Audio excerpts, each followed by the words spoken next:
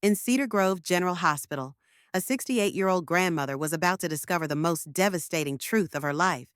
What started as a family graduation celebration took a shocking turn when she came face to face with her own supposed death. Eleanor Ellie Richardson wasn't your typical retired educator.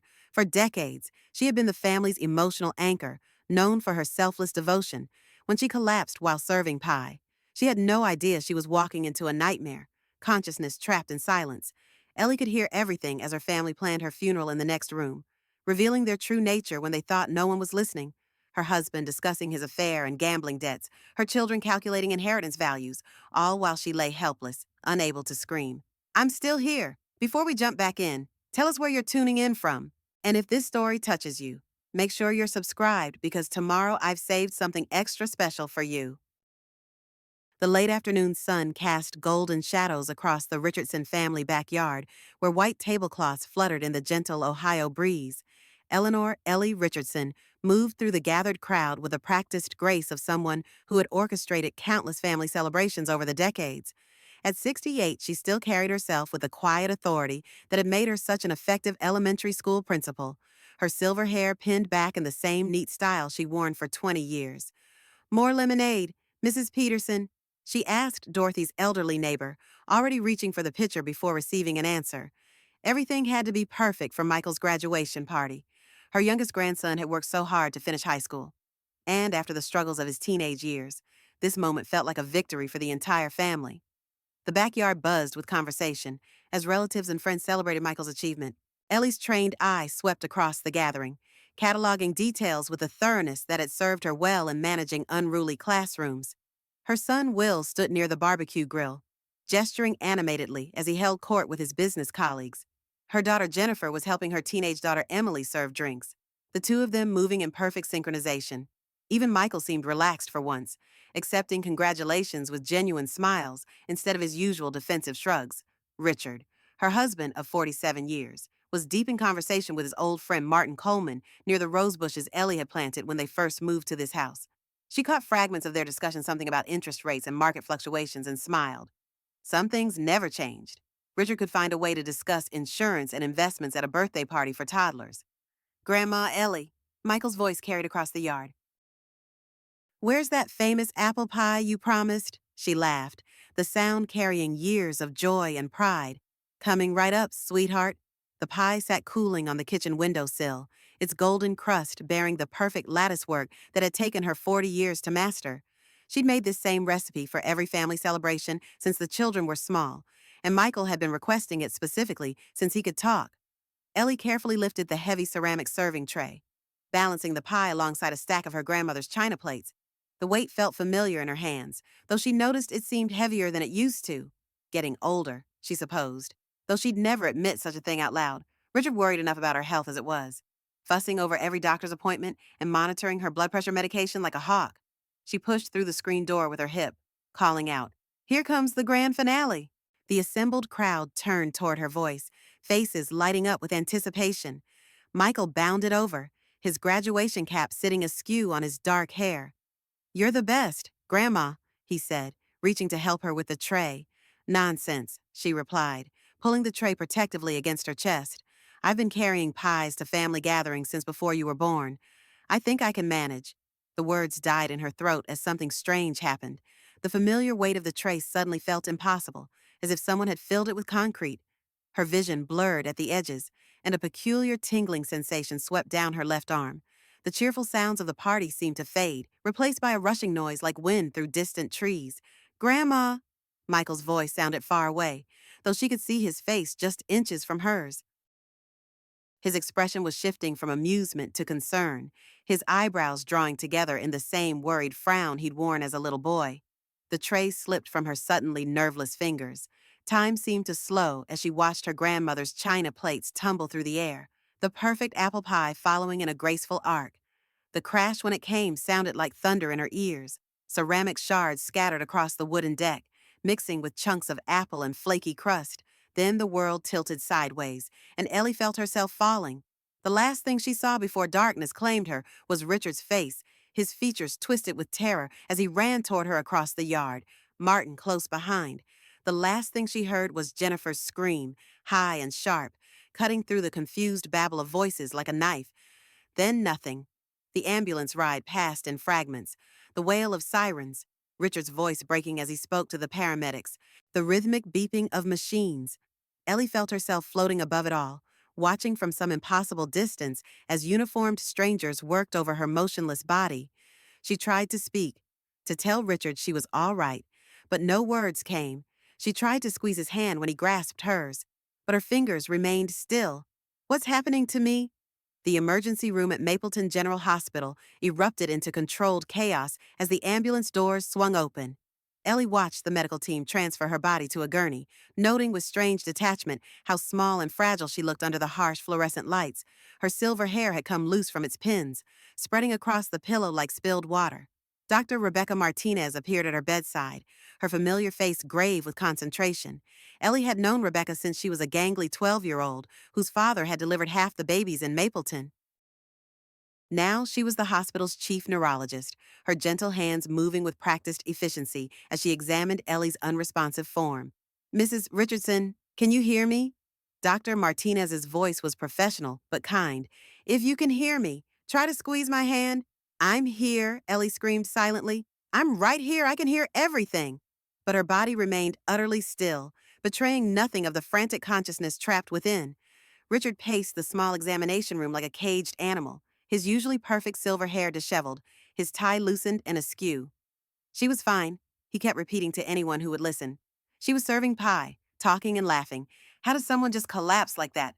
Dr. Martinez's expression grew more serious as she completed her initial examination. She pulled Richard aside, her voice dropping to the low, careful tone medical professionals used when delivering difficult news. Mr. Richardson, I need to be honest with you. Your wife has suffered what appears to be a massive stroke. The preliminary scans show significant brain activity disruption. We're going to need to run more comprehensive tests, but, she paused, choosing her words carefully, you should prepare yourself for the possibility that this could be very serious. Richard's face went ashen. He sank into a plastic chair beside Ellie's bed, reaching for her hand with fingers that trembled. But she'll wake up. Right people recover from strokes all the time. She's strong, always has been. Took care of everyone else her whole life. Dr. Martinez's silence spoke volumes. The ICU waiting room filled gradually as word spread through the family network. Will arrived first, still wearing his khaki slacks and polo shirt from the graduation party, his normally composed executive demeanor cracking at the edges. He immediately began making phone calls, his voice crisp and businesslike as he contacted insurance companies and arranged for coverage at his job.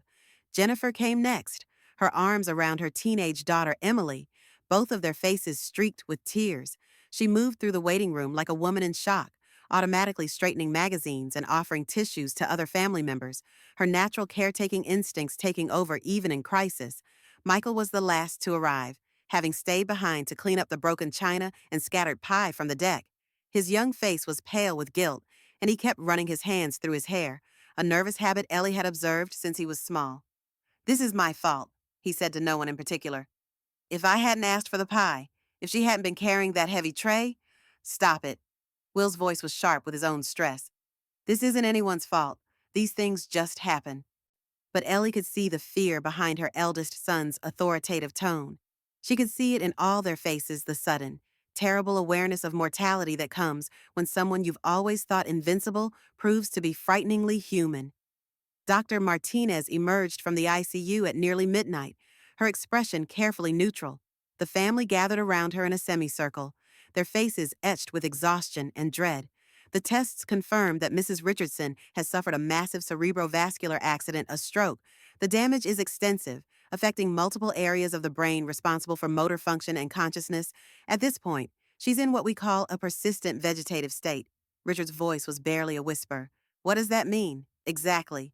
It means that while her body continues to function with mechanical support, there's no evidence of conscious brain activity. She's not aware of her surroundings, not experiencing pain or discomfort. For all practical purposes, Dr. Martinez's voice trailed off. No! Ellie's silent scream echoed in the prison of her own mind. I'm here, I can hear every word, I'm conscious, I'm aware I'm still me. But her body lay motionless on the hospital bed, betraying nothing of the desperate woman trapped within. How long? Jennifer's voice was thick with tears. It's impossible to say. Some patients in this condition can survive for years with proper care. Others, Dr. Martinez spread her hands helplessly. I'm sorry. I know this isn't what you wanted to hear. As the family absorbed this devastating news, Ellie found herself observing their reactions with the same careful attention she once brought to studying her students. Richard sat frozen, staring at his hands. Will was already calculating, she could see it in his expression, thinking about practical matters. Logistics. What came next? Jennifer wept quietly, her shoulders shaking with suppressed sobs. Michael just looked lost. A young man suddenly confronted with the fragility of the adults he'd always counted on. None of them suspected that she could see everything, hear everything, understand everything. They spoke around her bed as if she were already gone, their voices carrying the particular tone people used in the presence of the dead. And as the night wore on, as she lay trapped in the darkness of her own body, Ellie began to understand that her real ordeal was just beginning. Because tomorrow, the family would have to start making decisions about her care, about her future, decisions that would reveal who they really were when they thought no one was watching. The machines beside her bed beeped steadily, marking time in a world where she existed but could not participate. Outside her window, dawn was beginning to break over Mapleton, painting the sky in soft pastels that reminded her of the watercolor paintings she'd once helped her students create. But Ellie couldn't see the sunrise. She could only listen as her family began the first whispered conversations about what happened next. Their voices carrying currents of grief and practicality that would soon reshape everything she thought she knew about the people she loved most. Richard's hand tightened on the coffee cup as he finished speaking with Martin in the hospital corridor. The bitter liquid had gone cold hours ago, but he continued to grip it like an anchor. 3 days had passed since Ellie's collapse. 3 days of sterile waiting rooms and hushed conversations with medical staff who spoke in careful, measured tones that revealed nothing and everything at once. Dr. Martinez approached the family cluster in the ICU waiting room, her expression carrying the weight of difficult news. She'd changed from her weekend clothes into crisp hospital scrubs, but her eyes showed the fatigue of someone who'd spent 72 hours wrestling with an impossible diagnosis. I've completed the comprehensive neurological assessment, she began, her voice steady but kind. The results confirm our initial fears. Mrs. Richardson shows no measurable brain activity in the areas responsible for consciousness, voluntary movement, or cognitive function. The damage from the stroke is extensive, and I'm afraid irreversible. Richard felt the words hit him like physical blows. Beside him, Jennifer made a small, wounded sound, while Will's jaw tightened into the hard line he'd worn throughout his corporate career when facing unwelcome quarterly reports. What are you saying? Exactly. Will's question was sharp. Executive, what are our options here? Dr. Martinez's pause lasted only seconds. But to Ellie, trapped in the prison of her unresponsive body, it felt like hours. Tell them I'm here, she screamed silently. Tell them I can hear every word. I'm saying that your mother is in a persistent vegetative state. Her body continues to function with mechanical support, but there's no evidence of consciousness or awareness. She's not experiencing pain or discomfort, but she's also not present in any meaningful way. I am present, Ellie's mental voice echoed futilely in the darkness. I'm right here. I can hear you giving up on me. Michael shifted uncomfortably in his plastic chair, his graduation cap still sitting on the side table where he'd placed it when they first arrived. But people wake up from comas. Right, I mean. You hear stories.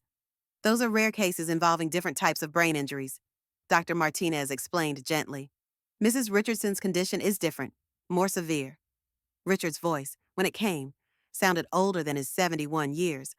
How long do we have to decide about what comes next? The question hung in the air like smoke.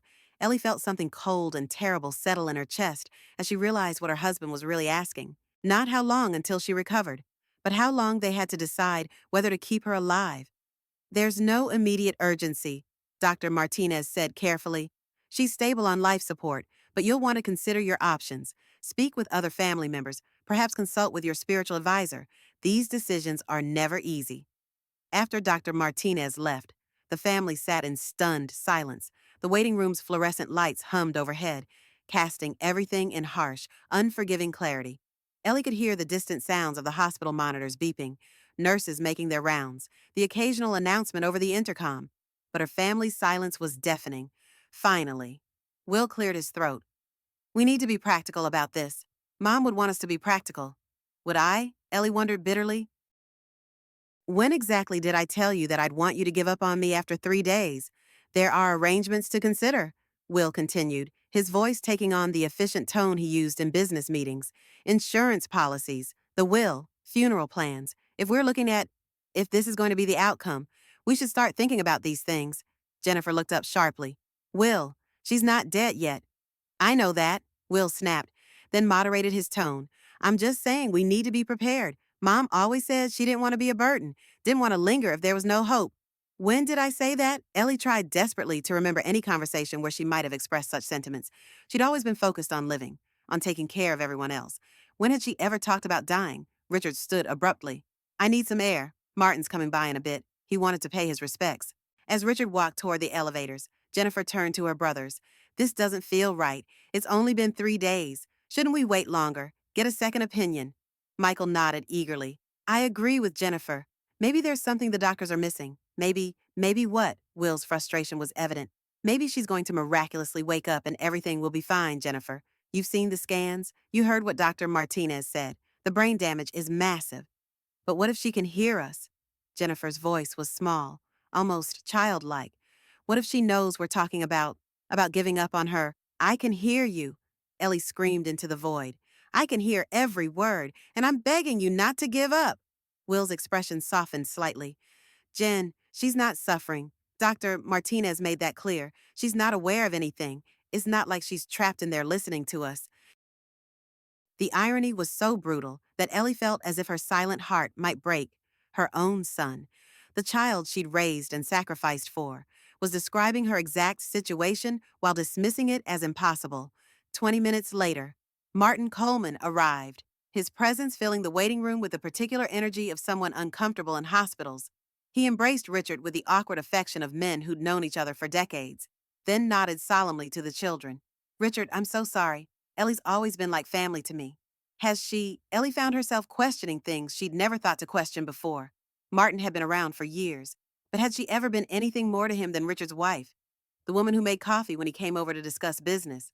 Martin, could you walk with me? I need to step outside for a minute, Richard said, his voice strained, as the two men left together. Ellie felt a chill of premonition. Richard's relationship with Martin had always been based on business and male bonding that excluded her. Now, with her supposedly unconscious, what might they discuss in the corridor outside Richard's carefully maintained composure finally cracked. Martin, I don't know what to do. The doctors are saying there's no hope.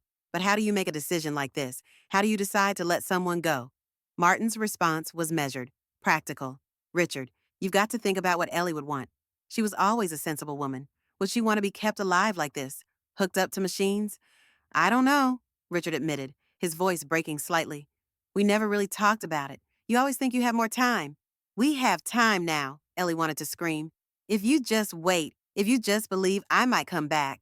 Martin placed a hand on Richard's shoulder.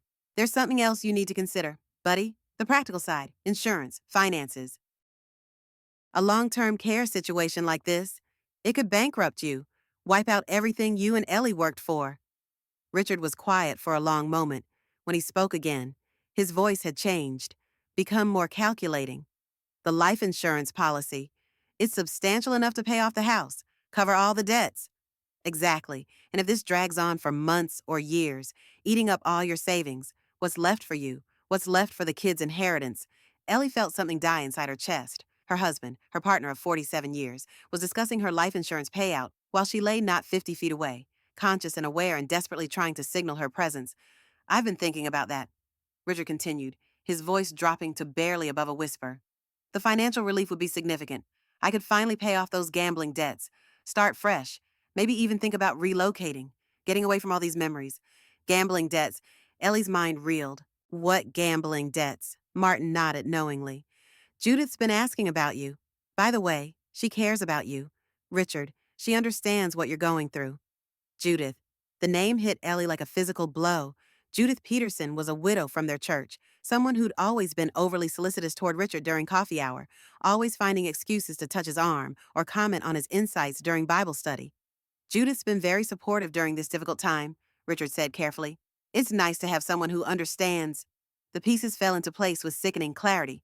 Richard was having an affair, while she lay fighting for her life. Her husband was discussing their future together, a future that required Ellie to be permanently out of the picture, back in the waiting room. The Richardson children were having their own difficult conversation. Will had pulled out his phone and was scrolling through something that looked suspiciously like funeral home websites.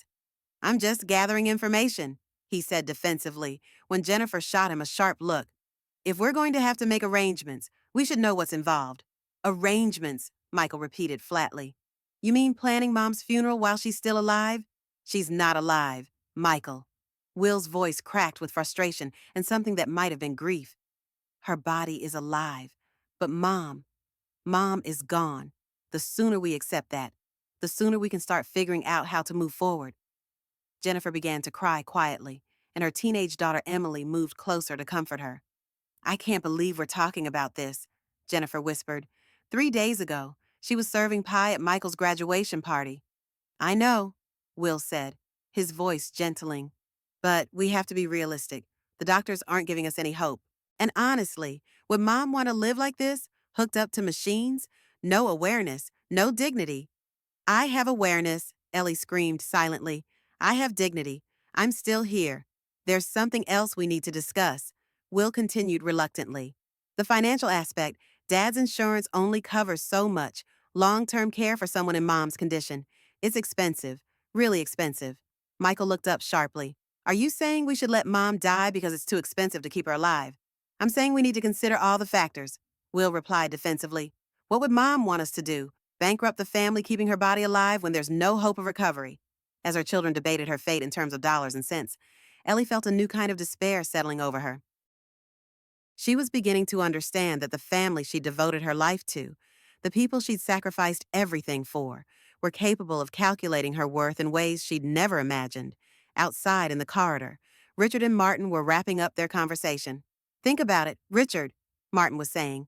Ellie's gone, the woman you married, the life you built together. That's over. The question now is what kind of future you want to build for yourself. As the two men returned to the waiting room, Ellie lay in her hospital bed, fully conscious and utterly powerless, listening to the sound of her family planning her funeral while she was still alive to hear every word. The machines beside her bed continued their steady rhythm, marking time in a world where she existed but could not participate, and somewhere in the darkness of her trapped consciousness, Ellie began to understand that her real fight was just beginning. The whispered conversations about what happens next had grown louder by the end of the first week, and Ellie's heart, the only part of her that seemed to respond to emotion anymore, hammered against her ribs as she lay in the sterile darkness of her ICU room. The funeral home representative had left his business card with Will that afternoon, and the casual way her eldest son had tucked it into his wallet made her want to scream. But it was the conversation she overheard between Richard and Martin Coleman during the evening visiting hours that shattered what remained of her illusions about the man she'd loved for 47 years. I can't keep this up much longer. Martin. Richard's voice carried the weight of confession as he spoke in low tones near the window, thinking Ellie couldn't hear him over the steady beeping of the monitors. The bills are piling up, and Judith's been asking questions about when I'm going to make a decision. Judith. The name hit Ellie like a physical blow. Judith Peterson, the widow from their church who'd been bringing Richard casseroles and sympathy since her husband died 2 years ago. The same Judith who'd been calling the house with increasing frequency, always with some excuse about church committee business. How bad is it? Martin's voice carried the careful neutrality of someone who already knew the answer. Worse than I told you before, the poker games at Murphy's got out of hand last winter. I'm down $43,000, and that's not counting what I borrowed against the house. The insurance money would clear everything and give me a fresh start. With Judith, Ellie felt something die inside her chest that had nothing to do with her medical condition. The gambling had been going on for months, years, and Richard was planning a future with another woman while she lay here fighting for her life. Ellie never knew, Martin asked, though his tone suggested he already suspected the answer. Ellie never knew about a lot of things. Richard's voice carried a bitterness that made Ellie's trapped consciousness recoil. She was always so busy being the perfect principal, the perfect mother, the perfect wife, always organizing everyone else's life while I felt like I was disappearing in my own house. The casual cruelty of his words was worse than a physical slap. 47 years of marriage. And this was how he really felt about her, about their life together. You sure about this Judith thing?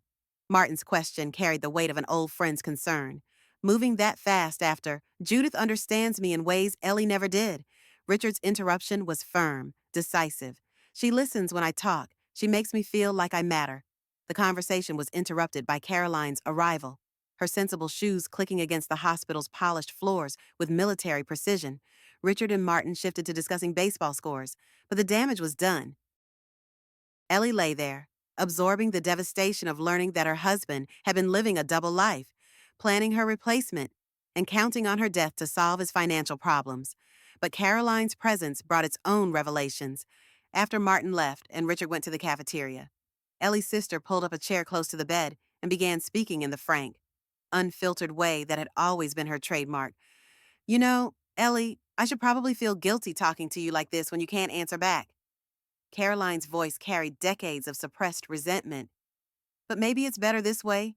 Maybe you'll finally hear some truths you've been avoiding your whole life. Ellie's consciousness focused intently on her sister's words, sensing that something significant was coming. I was in love with Richard first, before you ever met him at that college mixer. Caroline's confession hit like a thunderbolt. I saw him in the library 3 weeks before that party. We talked for hours about books and dreams and all the things we wanted from life.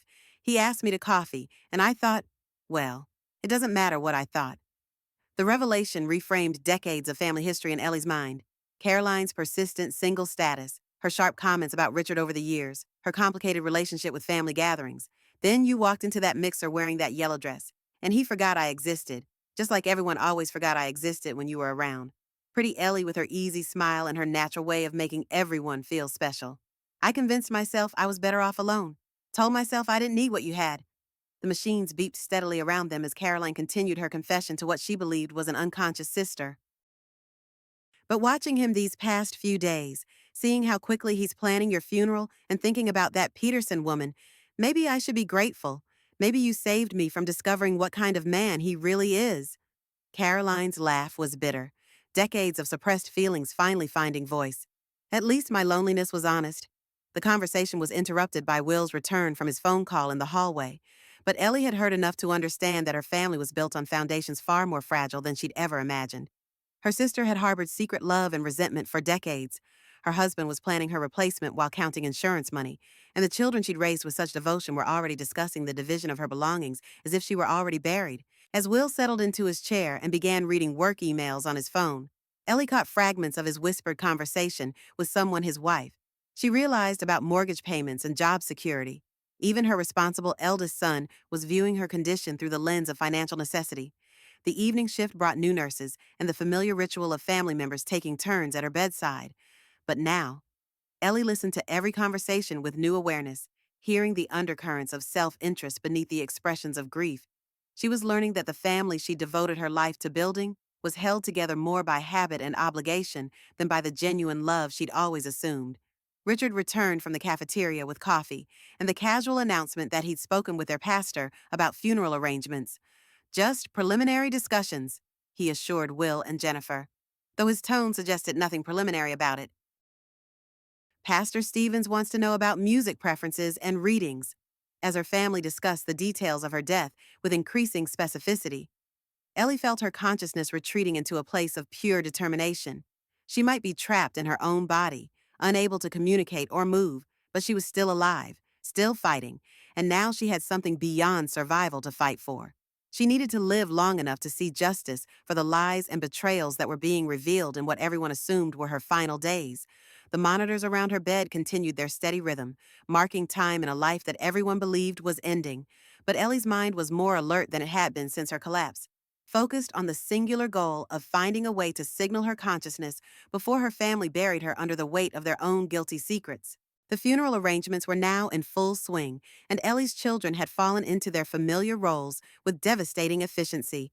From her prison of paralyzed flesh, she watched Will assume command of the logistics, while Jennifer managed the emotional needs of extended family, and Michael retreated into guilty silence. But it was their private conversations, the ones they thought she couldn't hear, that revealed the true cost of her lifetime devotion to holding their family together. The breaking point came during Will's phone call with his wife on Tuesday evening. He'd stepped into the hallway, thinking the closed door would muffle his voice, but hospital walls were thin, and Ellie's hearing had become preternaturally sharp. "Sarah, I can't keep pretending everything's fine." Will's voice cracked with the strain of maintaining his composed facade. "I got the final notice from the bank today. If I don't make the payment by Friday, we lose the house." Ellie's heart would have stopped if it weren't already struggling. Her responsible, successful eldest son was facing bankruptcy. The severance package barely lasted 3 months, and the unemployment isn't covering the mortgage. I've been drinking again. Sarah, not just wine with dinner, the real stuff. The stuff that makes me forget that I'm 45 years old and can't provide for my own family. Will's confession poured out in a torrent of suppressed shame. Mom's life insurance policy is our only way out. $200,000 would clear the mortgage and give us breathing room until I find something. The casual way he discussed her death as financial salvation made Ellie's consciousness recoil in horror. This was the son who'd called her every Sunday for 20 years, who'd never missed a birthday or anniversary, who'd built his entire identity around being the family's rock of stability. I know how it sounds, Will continued, his voice thick with self-loathing. I know I'm basically praying for my mother to die so I can pay my bills. But what choice do I have? Michael's never contributed anything to this family. And Jennifer gave up any claim to responsibility when she decided to be a stay-at-home mom. It's always been up to me to fix everything. The bitterness in his voice revealed decades of resentment that Ellie had never suspected. Her golden child, the one she'd been so proud of, felt trapped by the very expectations she'd helped create when Will returned to the room. It was Jennifer's turn to reveal her hidden self. She'd been coordinating with the florist about arrangements when her daughter called, and the conversation took a direction that shattered another of Ellie's fundamental assumptions about her family. Emily, I need to tell you something. Jennifer's voice carried a lightness that seemed inappropriate for someone planning her mother's funeral. This might sound terrible, but I've been thinking about going back to school, to nursing school. Ellie listened as her daughter, the one who'd always been content with domestic life, revealed dreams that had been buried for 20 years. I know the timing is awful, but maybe this is a sign. Maybe this is my chance to finally do something for myself. Jennifer's voice grew stronger, more confident. I've spent 23 years being what everyone needed me to be. The perfect daughter, the perfect wife, the perfect mother, but I was supposed to be a doctor. Remember before I met David, before I got pregnant with Emily? The conversation revealed a lifetime of suppressed ambition that Ellie had never recognized. She'd always praised Jennifer for her selfless devotion to family, never realizing it came at the cost of her daughter's own dreams. The life insurance money could pay for school. I could finally finish what I started. I could become someone other than just Emily's mom, or David's wife, or Ellie Richardson's daughter. Jennifer's voice carried a freedom that sounded almost giddy. Is that horrible that I'm excited about finally living my own life? Even Michael, whom Ellie had expected to be genuinely grieving, revealed his own complicated relationship with her condition. During his conversation with his girlfriend later that evening, she learned that even her most authentic child harbored resentment she'd never suspected. The worst part is how they're all looking at me. Michael's voice carried familiar frustration.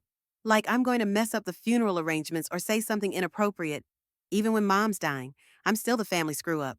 His girlfriend's murmured response was too quiet to hear, but Michael's reply cut deep. You want to know the truth, part of me is relieved. Mom spent so much energy trying to fix me, trying to make me into something I wasn't. Maybe now I can just be myself without disappointing her every time I breathe wrong. The devastating honesty of her children's confessions left Ellie reeling. The family she'd devoted her life to building, the relationships she'd carefully nurtured and protected, were revealed as constructions built on obligation and resentment rather than genuine love. But it was Richard's elderly mother, Evelyn, who delivered the most brutal assessment when she arrived that evening from the nursing home. The 94-year-old woman had lost most of her social filters, and her observations carried the sharp clarity of someone who no longer bothered with polite lies. Well, Evelyn announced to the assembled family as she settled into the visitor's chair. I suppose you're all relieved to finally get this over with. Ellie's been holding this family together with spit and determination for decades now. You can all stop pretending to be better than you are.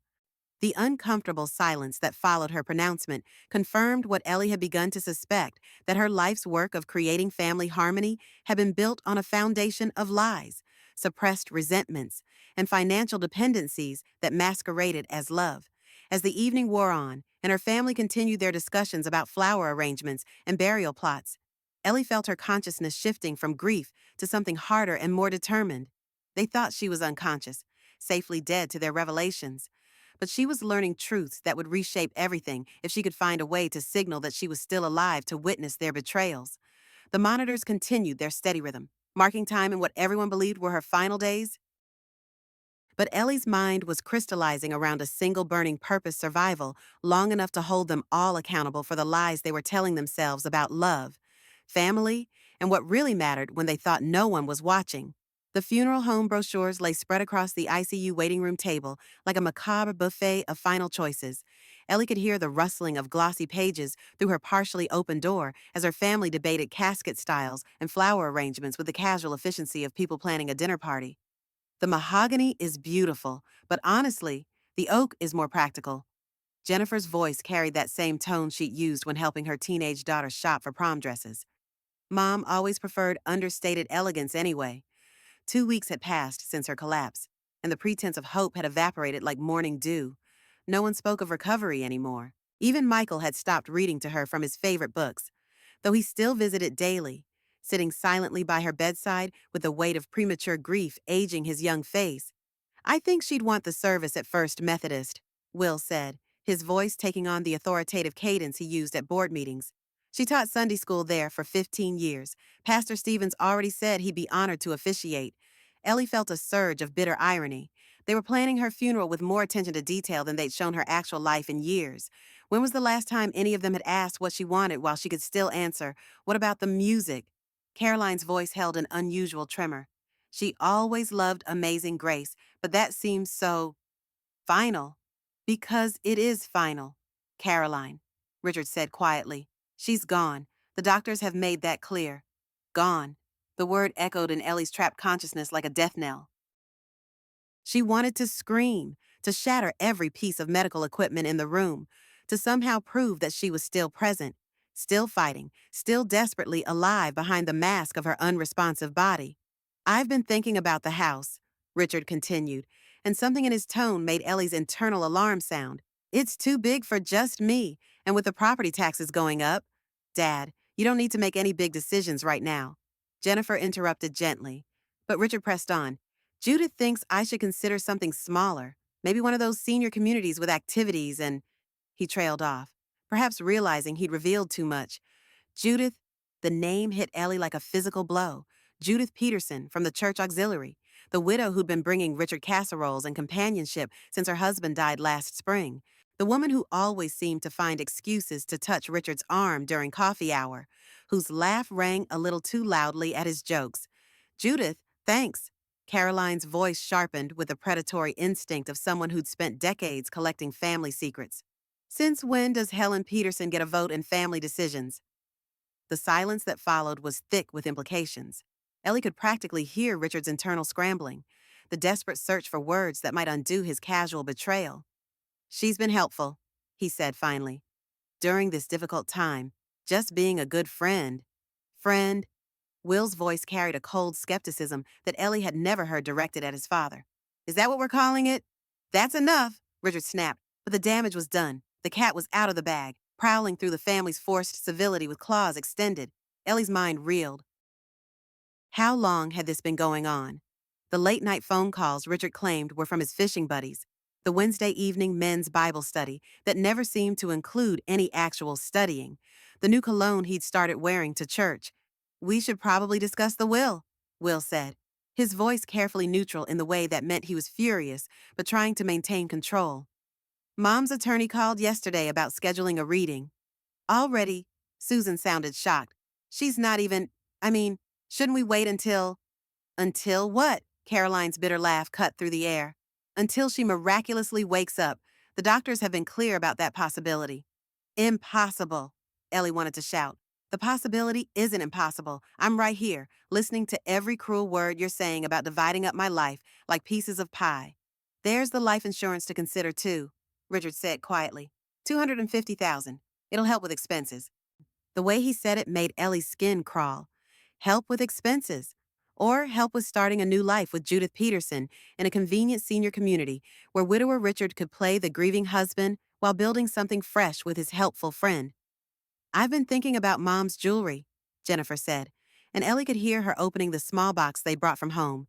The pearl necklace should probably go to Michael's future wife, whenever that happens. But the diamond earrings Dad gave her for their 25th anniversary, those were expensive, Will interjected. "We should have them appraised." "Appraised?" as if her memories had a market value, as if the weight of 25 years of marriage could be measured in carats and cash. I'd like her recipe box, Jennifer continued, and maybe some of her books, the ones she was always rereading. The china set is valuable, Caroline added. Spode Italian, a complete service for 12. I helped her pick it out for her wedding. They were dissecting her life with surgical precision, each claiming pieces of her existence as if she were already buried. Ellie wanted to weep, but even tears were beyond her reach. What about the garden? Michael's voice, speaking for the first time, carried a broken quality that pierced through Ellie's rage. She spent so much time with her roses. They're going to die if nobody takes care of them. The simple observation, so much more meaningful than discussions of jewelry and china, nearly broke Ellie's heart. Michael understood what the others missed, that she was more than the sum of her possessions, more than an estate to be divided and distributed. We can hire someone, Richard said dismissively, or just let them go natural. They're only flowers. Only flowers. Only the hobby that had brought her joy for 30 years. Only the living beauty she'd nurtured through seasons of drought and storm. Only the one thing that had remained constant through all the changes and challenges of their marriage. Dr. Martinez's voice in the hallway interrupted Ellie's spiral of betrayal and rage. She was speaking to another doctor, their conversation carrying clearly through the thin walls. The family is pushing for a timeline, she said quietly. They want to know about withdrawing life support, legally. She's got a living will that specifies no extraordinary measures. Any sign of awareness? The other voice asked. None that I can document, though there's something. Dr. Martinez paused. Call it intuition, but sometimes I feel like she's more present than the tests indicate. Her vitals sometimes spike during family conversations. Ellie tried to channel every ounce of her consciousness toward affecting those monitors, toward making the spikes more dramatic, more obvious, but her body remained stubbornly unresponsive to her desperate mental commands. Probably just autonomic responses, the other doctor said. The body can react even when the mind is gone. Gone. There was that word again, sealing her fate with clinical certainty. Back in the waiting room, the family had moved on to discussing funeral flowers and memorial donations. They spoke of her in past tense, sharing memories that felt more like eulogies than expressions of love, but beneath the surface planning. Ellie could hear the undercurrents of resentment and greed that her crisis had exposed. Richard's eagerness to move forward with Judith, Will's careful calculation of inheritance values, Jennifer's quiet inventory of meaningful possessions, Caroline's bitter satisfaction at finally having her say about family dynamics. Only Michael seemed genuinely broken by the loss of her, and even he was beginning to accept what everyone told him was inevitable. As night fell over the hospital, Ellie lay in her mechanical tomb, listening to the beeps and whirs that marked time in her suspended existence. Her family was already living in a world without her, making plans and decisions based on the assumption that Eleanor Richardson had effectively died 2 weeks ago. But she hadn't died. She was trapped, furious, and increasingly desperate to find some way to signal her presence before they made the final decision to let her body follow where they believed her mind had already gone.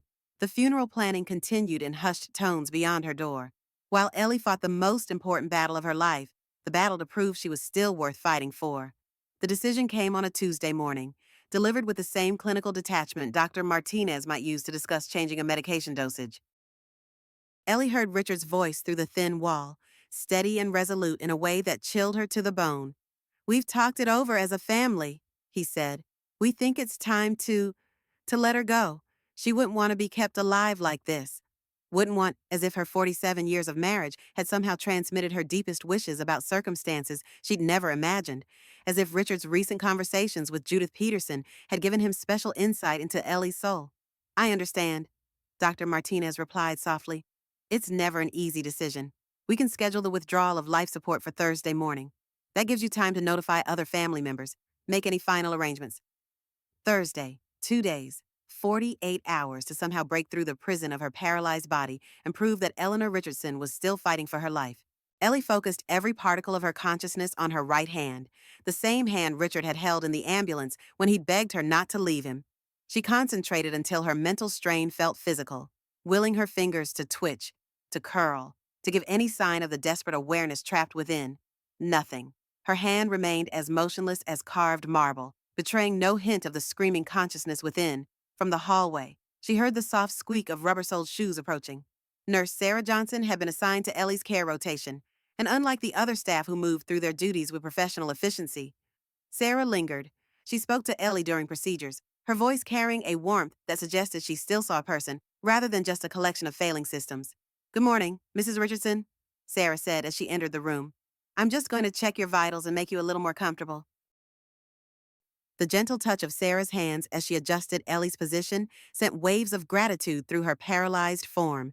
Someone still treated her with dignity, still acknowledged her humanity, even when medical science declared her absent. You know, Sarah continued conversationally as she recorded readings from the monitors. I had a patient once who seemed just like you, completely unresponsive for weeks. Then one day, she blinked, just once, but it was intentional. Turned out she'd been aware the whole time. Ellie's heart rate spiked. Could Sarah see the monitor readings? Did she notice the way Ellie's vital signs changed during certain conversations? Your family's already made plans, Sarah went on, her voice dropping to a whisper. Just like hers has, but something told me to keep watching, keep trying. She paused in her work, and Ellie could sense her studying the monitors more carefully. Mrs. Richardson, I know this might sound crazy, but if you can hear me, if you're in there somewhere, I want you to try something for me. Ellie's entire being focused on Sarah's words like a drowning person grasping for a lifeline. I'm going to ask you to think about something that makes you happy. Really concentrate on it. Sometimes strong emotions can affect heart rate, even in unconscious patients. Happy, Ellie seized on the instruction, flooding her mind with memories of joy. Michael's first steps in her kitchen, his chubby hands reaching for her as he wobbled across the linoleum. The morning Richard brought her coffee in bed for her 50th birthday, his hair still rumpled from sleep. The satisfaction of watching her roses bloom each spring, their petals unfurling like nature's own miracle.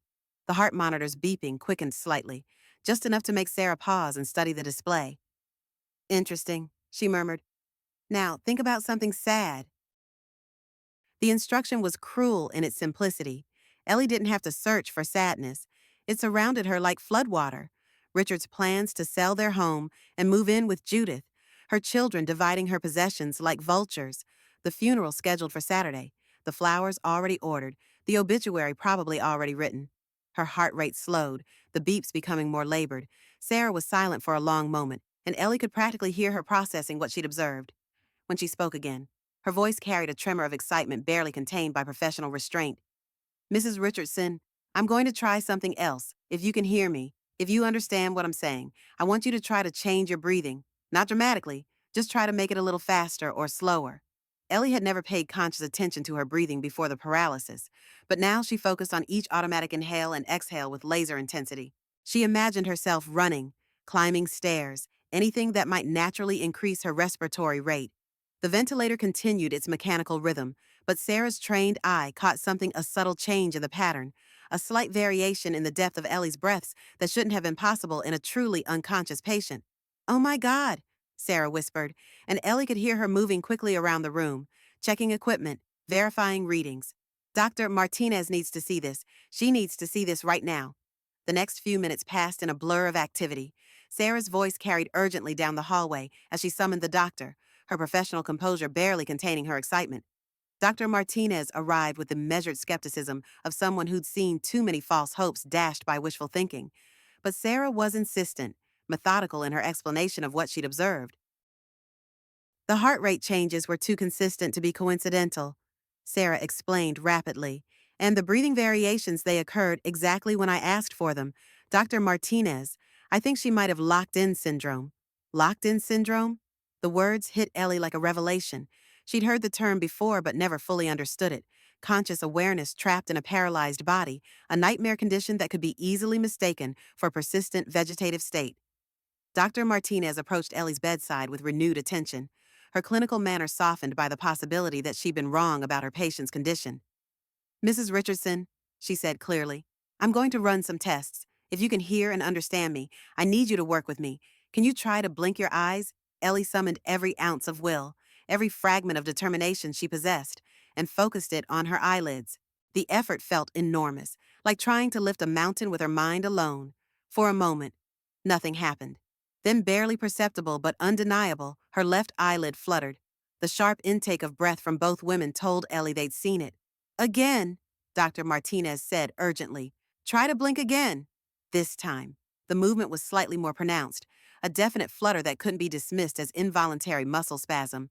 Sarah, cancel that order for Thursday, Dr. Martinez said, her voice tight with professional excitement and horror at what had almost happened.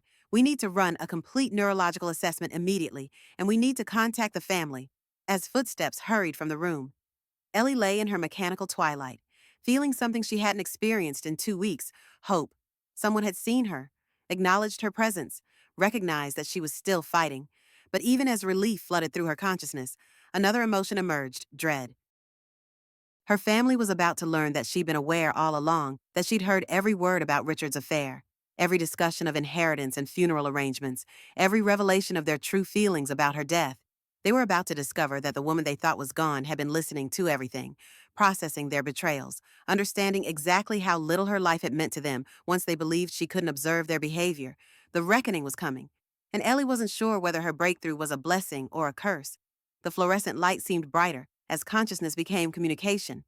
Sarah sat beside Ellie's bed in the pre-dawn quiet, her voice barely above a whisper as she worked through their improvised system. One blink for yes, two for no, Sarah explained patiently. Can you do that for me, Mrs. Richardson? Ellie summoned her strength and managed a single deliberate flutter of her left eyelid. Good. Are you in pain? Two blinks, no pain. Just the endless frustration of being trapped in her own body. Have you been aware this whole time since the beginning? One blink. Yes. The weight of that single response seemed to settle over Sarah like a shroud.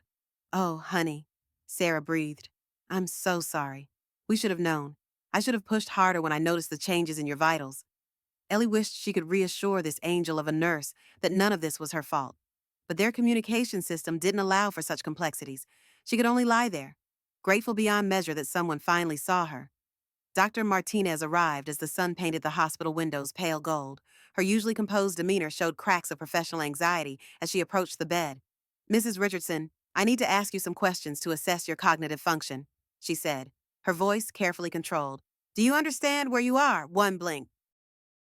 Do you remember collapsing at your grandson's graduation party? One blink, accompanied by the phantom weight of remembered apple pie balanced on her arms. Do you understand that you've been unconscious, that is? We believed you were unconscious for over 2 weeks. One blink, heavy with the accumulated weight of every overheard conversation, every painful revelation. Dr. Martinez exchanged a meaningful look with Sarah. Mrs. Richardson, this is important. Have you been able to hear conversations around you during this time? The pause stretched long enough that Ellie could hear the mechanical breathing of the ventilator, the distant murmur of morning shift change in the hallway. Finally, she blinked once. Dear God, Dr. Martinez whispered. Sarah leaned forward. Doctor, we need to call the family. They were planning to withdraw support tomorrow. Today, actually, Dr. Martinez corrected grimly. They moved it up. The funeral home needed more time for arrangements. She turned back to Ellie. Mrs. Richardson, I'm going to contact your family immediately, but I need you to know what you have is called locked-in syndrome. Your mind is completely intact, but the stroke damaged the parts of your brain that control movement and speech. With time and therapy, some patients recover limited function. But she didn't finish the sentence. But Ellie understood. This might be her reality forever. Consciousness without the ability to fully communicate. Awareness without agency. An hour later, she heard their voices in the hallway before they entered her room. Richard's tone carried a bewildered edge, while Will's was sharp with something that might have been panic. What do you mean? She's been conscious, Will demanded. The doctor said brain dead. You said there was no hope. Not brain dead, Dr. Martinez corrected as they filed into the room. We believed she was in a persistent vegetative state, but locked-in syndrome can present very similarly. The key difference is that Mrs. Richardson has been aware of everything around her. Ellie watched their faces as the implications sank in. Richard went pale, his hand moving unconsciously to his collar as if it had suddenly become too tight. Jennifer's face crumpled with what looked like genuine horror, while Will's jaw worked silently as he processed what this meant for all the conversations they'd had in this very room. Caroline, characteristically, was the first to speak. Everything she heard, everything we said. It appears so, Dr. Martinez confirmed. The silence that followed was deafening. Ellie could practically see the mental calculations happening. Who had said what? Which secrets had been revealed? Which true feelings had been exposed in the presence of someone they believed could never judge them for it? Michael pushed past his elders to reach her bedside, tears already streaming down his young face. Grandma, Grandma, can you hear me? One blink, and Michael's sob of relief filled the room. I'm so sorry, he whispered. I'm so sorry we gave up on you. I knew something was wrong. I felt like you were still there, but everyone said. Richard stepped forward, his movements uncertain. Ellie, we need to talk. There are things. Ellie looked directly at him and blinked twice. No, she had no desire to hear his explanations or justifications. Not yet, perhaps not ever. The rejection was clear enough that Richard stepped back as if she'd slapped him. Mrs. Richardson, Dr. Martinez intervened gently. Your family has been under tremendous stress. Perhaps we should focus on your recovery for now. There will be time for other conversations later. But Ellie knew there would be no easy path forward. The damage was done, the illusions shattered. She was alive, aware, and trapped not just in her paralyzed body, but in the wreckage of relationships built on assumptions that had proven devastatingly false. Her breakthrough had saved her life, but as she watched her family grapple with the consequences of their revealed truths, Ellie wondered if consciousness was truly the gift she'd fought so desperately to reclaim. The silence in the ICU waiting room stretched like a taut wire after Dr. Martinez's words settled into their collective consciousness. Ellie could hear every shallow breath, every nervous shuffle of feet, every creak of the plastic chairs as her family processed what they'd just been told. You're saying she's been awake this whole time? Richard's voice came out as barely more than a whisper. Through the thin walls, Ellie could picture his face, that particular shade of gray he turned when his blood pressure spiked. Locked-in syndrome means the patient is fully conscious and aware. Dr. Martinez explained with careful patience. She can hear, understand, and process everything around her. The damage is specifically to the motor pathways that control movement and speech, but her cognitive function appears to be completely intact. Will's chair scraped against the floor as he stood abruptly. How long has she been listening? From the beginning, most likely. These cases often present as comatose initially because the signs of consciousness are so subtle. It's one of the most challenging diagnoses in neurology. Ellie heard Jennifer's sharp intake of breath, followed by what sounded like a stifled sob. Oh God! Oh my God! What have we done? The weight of realization was settling over them like a heavy blanket. Every private conversation, every assumption about her condition, every plan they'd made thinking she couldn't hear all of it had been witnessed by the woman they thought was beyond reach. We need to see her, Michael said, his voice steadier than the others. We need to see her right now. Of course, Dr. Martinez replied. But I want you to understand that this is going to be overwhelming for everyone. Mrs. Richardson has been trapped in her own body for weeks, unable to respond despite being fully aware. She's going to need time to process your reactions, just as you need time to process hers. Richard was the first to enter her room, his footsteps hesitant on the polished floor. Ellie felt his presence before she heard him pull the visitor's chair closer to her bed. Ellie, his voice cracked on her name. Honey, can you hear me? With tremendous effort. Ellie managed the tiniest flutter of her eyelids. It was barely perceptible.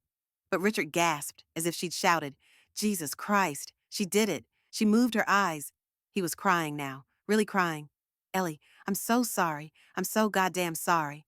The others filed in behind him, Will standing rigid near the foot of the bed, Jennifer covering her mouth with trembling hands, Michael positioning himself where Ellie could see him if she managed to open her eyes fully.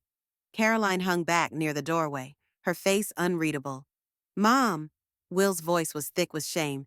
If you can hear me, if you really can hear me. He stopped, unable to finish. Ellie tried again, this time managing to partially open her left eye. The effort was exhausting, but she needed them to know she was there. She was here. She had heard everything. Jennifer burst into tears. I'm sorry, Mom. I'm so sorry about what I said, about wanting to be free, about the inheritance, about everything. I didn't mean it the way it sounded. But even as Jennifer apologized, Ellie could hear the defensive edge in her voice. She was sorry she'd been caught, sorry for the awkwardness of the situation, but not necessarily sorry for the feelings themselves. Michael moved closer to the bed. Mom, I need you to know something. I never stopped believing you'd come back, even when everyone else, he glanced meaningfully at his siblings. I never gave up on you. Ellie's heart monitor showed a slight acceleration, her only way of responding to his words. Dr. Martinez, who had remained in the room, noticed immediately. Her heart rate increased when you spoke. That's a very good sign. It suggests she's not only hearing but emotionally processing what you're saying. Richard wiped his eyes with the back of his hand. Ellie, about Judith, about what you heard Frank and me talking about. He struggled for words. I never meant for any of this to happen. I felt so alone, and you were always so busy with everyone else's problems. The heart monitor's beeping increased noticeably, even trapped in her body. Ellie's anger was palpable. Will stepped forward, his corporate training taking over. We need to talk about what happens now. The funeral arrangements are canceled, obviously. We need to call the funeral home, return the deposits. Jesus, Will, Michael snapped. She's been conscious for 5 minutes, and you're already talking logistics. Someone has to think practically about this situation. This isn't a situation, Jennifer said, finding her voice. This is our mother. Caroline finally spoke from the doorway, her tone characteristically blunt. Well, this is awkward as hell. Isn't it all those family secrets aired out for nothing? The room fell silent again. Caroline's refusal to show remorse or vulnerability hung in the air like smoke. Dr. Martinez stepped forward. I think that's enough for today. Mrs. Richardson needs time to rest, and frankly, so do all of you. This is a lot to process, as the family reluctantly filed out. Ellie could hear their whispered conversations in the hallway. Richard was already making excuses. Will was calling his wife to update her. Jennifer was crying quietly to Michael about how awful she felt. But Ellie noticed something else. The conversations had changed, where once they'd spoken freely, assuming she couldn't hear. Now their voices carried the careful weight of people who knew they were being observed. The easy intimacy of their earlier betrayals was gone, replaced by the awkward formality of people caught in the act. Nurse Sarah entered after the family left, her presence immediately calming. That must have been incredibly difficult, she said softly, checking Ellie's monitors. But you did it. You showed them you're here. Ellie managed another small eye movement, her way of saying thank you to the woman who had saved her life by refusing to give up. The hard part starts now, Sarah continued, adjusting Ellie's pillows. They know you heard everything. Now you all have to figure out what to do with that knowledge.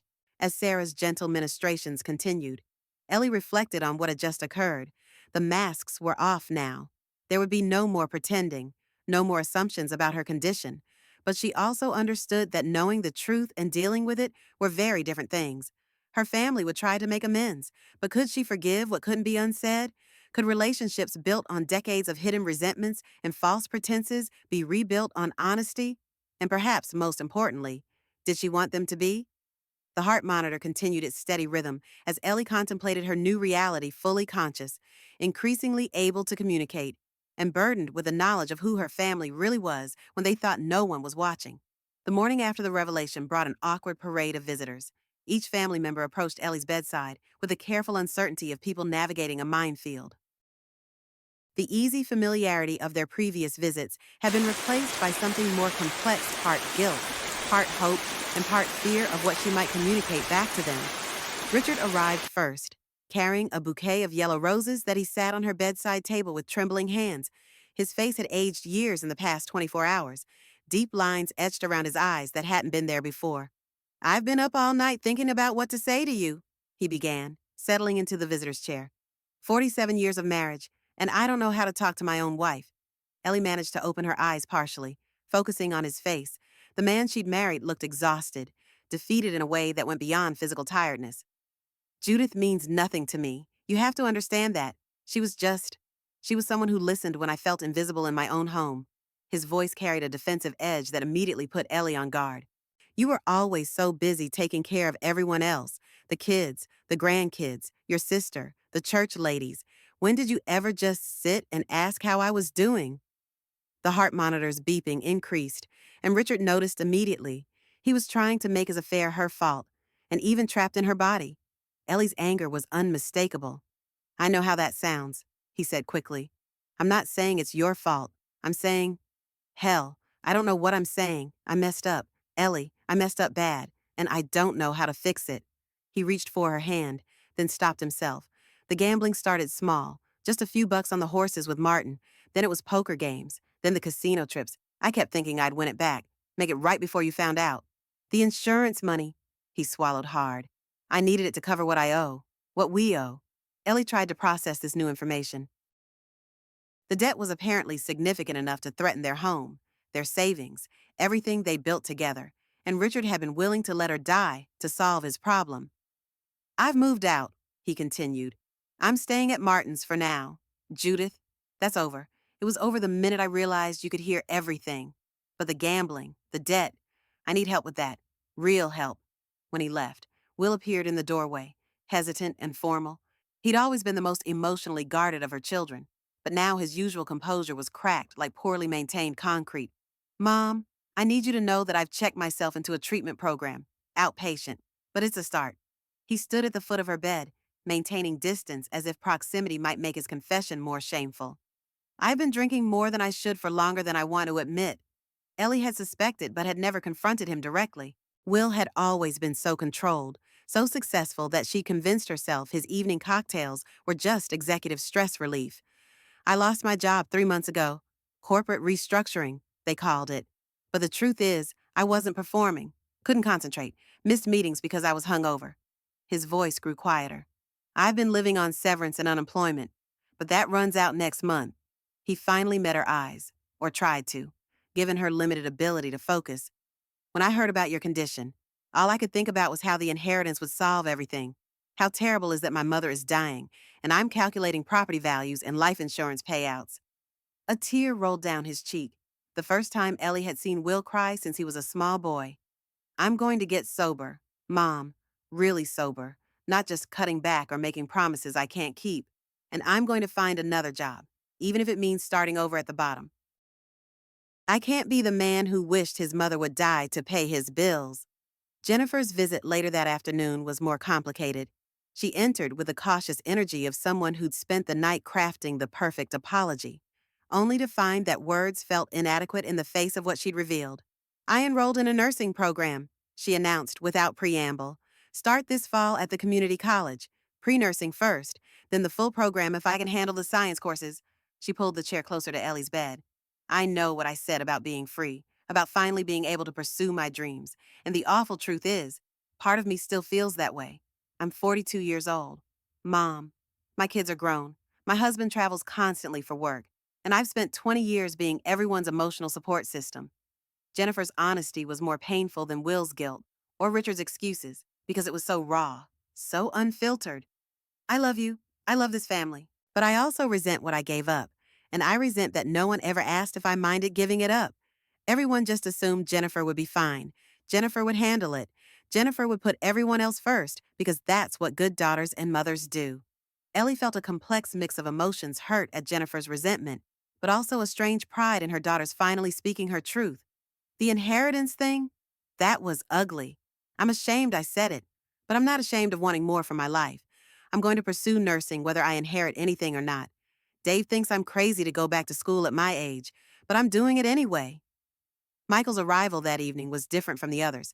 He didn't apologize or confess hidden sins. Instead, he simply pulled up the chair and started talking to her the way he always had directly, without filters or careful diplomacy. The family's pretty messed up, isn't it? He said conversationally. I mean, we always knew it on some level, but hearing everyone's real thoughts laid out like that, it's like finding out your favorite restaurant has been serving expired food for years. Ellie managed a slight eye movement that might have been amusement. Here's what I think happened, Michael continued. Everyone got so used to you being the family fixer that they forgot you were actually a person with your own needs and feelings.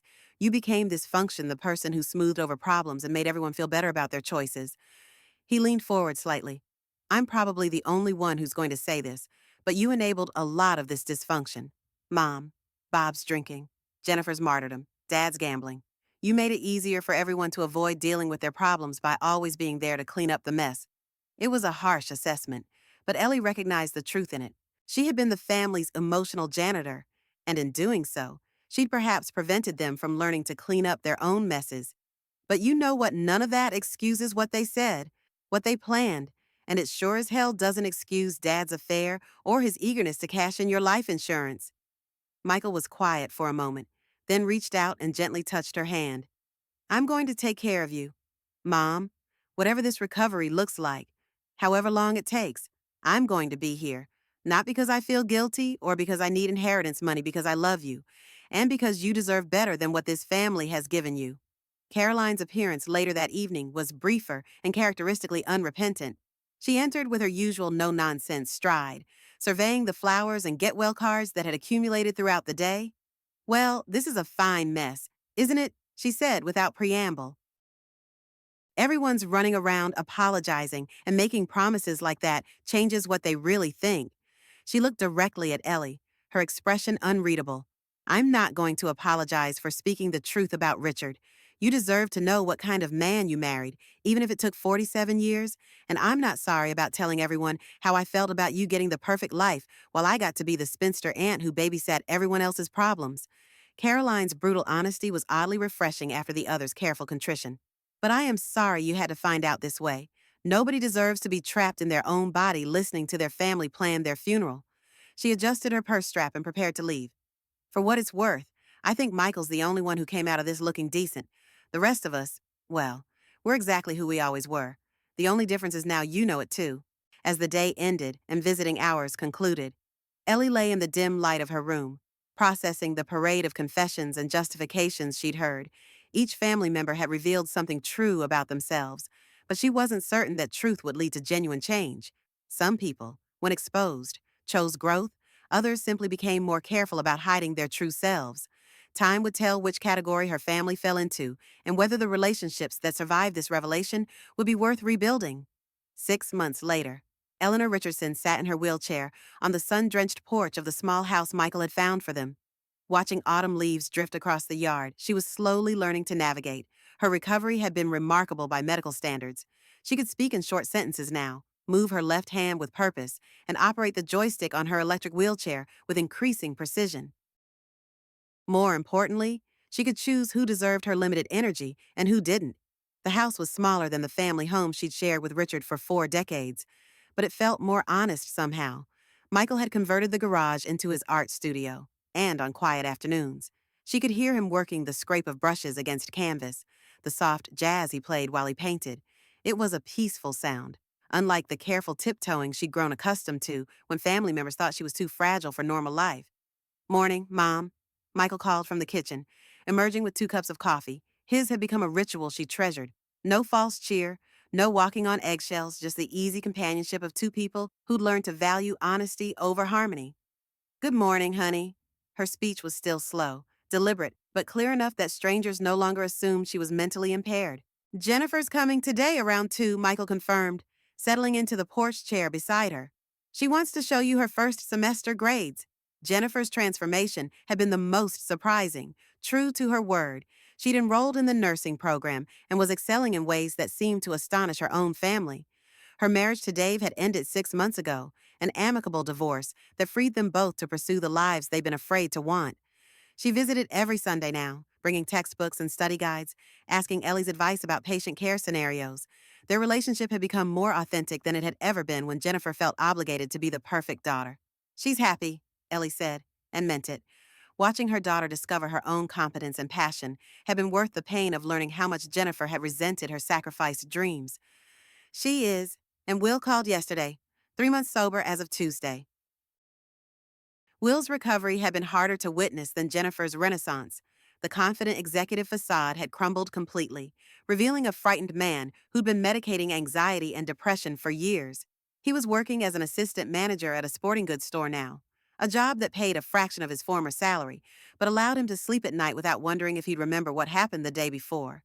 He visited monthly. Their conversations were stilted, but gradually becoming more real. "He's trying," Ellie said, which was the most generous assessment she could manage. Will was doing the work, following his program. But their relationship might never fully recover from the knowledge that he calculated her death in terms of financial relief.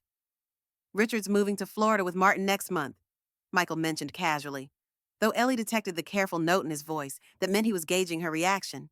"I know, he told me." The divorce had been finalized 3 months ago. Richard had kept his promise to end things with Judith, but the gambling debts had nearly cost them the house anyway.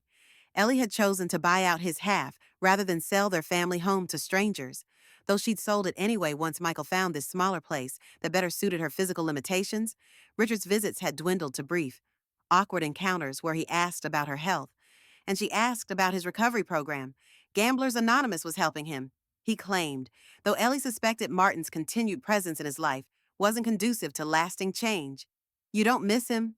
Michael observed. It wasn't a question. "I miss who I thought he was, but that person? I'm not sure he ever really existed." It had taken months of physical therapy and counseling to reach that conclusion. I spent 47 years married to the idea of Richard rather than Richard himself. Caroline's relationship with the family had remained predictably unchanged. She'd moved to a retirement community in Phoenix and sent Christmas cards with brief, impersonal updates. Her brutal honesty during Ellie's crisis had been painful but clarifying. Some people were incapable of the emotional growth that trauma sometimes inspired in others. Dr. Martinez's car pulled into the driveway, arriving for Ellie's monthly checkup. These visits had evolved beyond medical necessity into something more like friendship. Rebecca Martinez had become fascinated by Ellie's case, not just medically, but personally, often staying after the examination to discuss the complex dynamics of family relationships and the psychology of locked-in syndrome. How are we doing today? Ellie, Dr. Martinez asked, settling her medical bag on the porch table.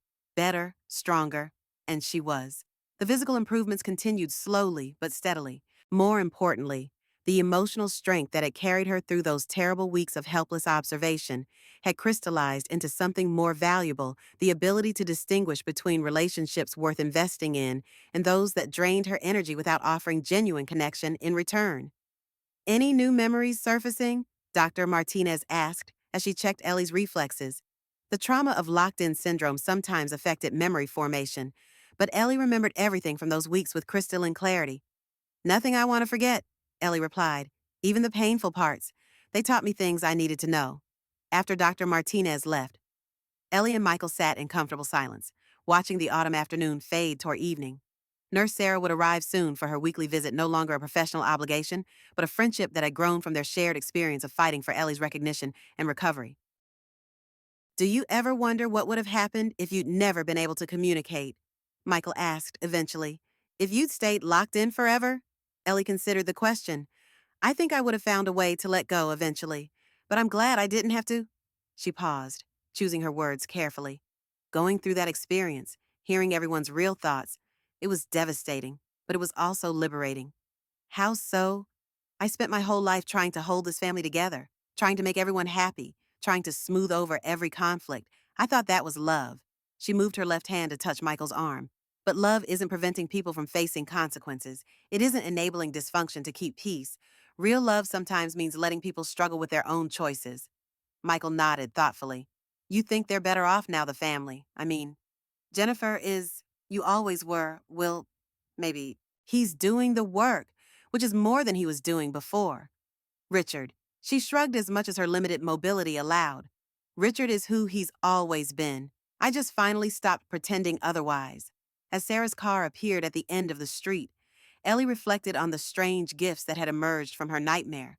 The family she'd worked so hard to preserve had essentially dissolved. But what remained was more honest, more genuine. The people who visited her now chose to be there, rather than feeling obligated. The conversations were real rather than performative. I learned something important, she told Michael as Sarah approached the porch with her familiar warm smile. Being the family peacekeeper isn't the same as being loved, and being needed isn't the same as being valued. Good day, Sarah asked, noting the contentment in Ellie's expression. Most of them are now, Ellie replied, and it was true. The days were quieter, smaller, but infinitely more peaceful. She was no longer responsible for managing everyone else's emotions or solving everyone else's problems. The family that had gathered around her hospital bed 6 months ago, planning her funeral while she listened in helpless horror, had been replaced by a smaller circle of people who chose to love her without conditions or expectations. Sometimes losing everything false was necessary to discover what was genuinely true and valuable. Ellie had learned that lesson the hard way, trapped in her own body while her family revealed their real selves. But sitting on her porch now, surrounded by the people who had proven themselves worthy of her trust, she found herself grateful for the harsh education. The heart monitor that had once been her only voice was gone now, replaced by actual words, actual choices, actual relationships based on mutual respect rather than assumed obligation. Eleanor Richardson had died in that hospital room in many ways. The woman who sacrificed herself to maintain family harmony was gone forever. But the woman who remained was stronger, wiser, and finally truly free.